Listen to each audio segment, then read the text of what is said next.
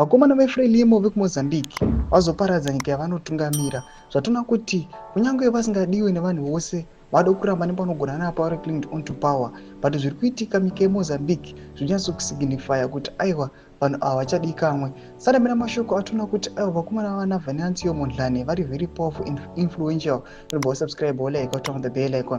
Takanzwa kuti aiwa vakomana vana Venancio Mondlane anozikanwa as the opposition leader aiwa anoudza vanhu kuti aiwa at 4 p.m. each and every individual paari anofana kumira kuimba the national anthem vachiprotesta.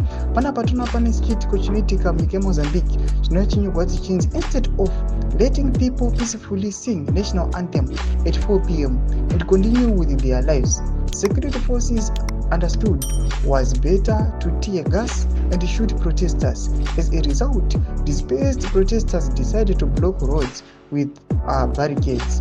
This is Maputo city downtown in a total chaos. Frelimo is destroying the country and will continue doing it.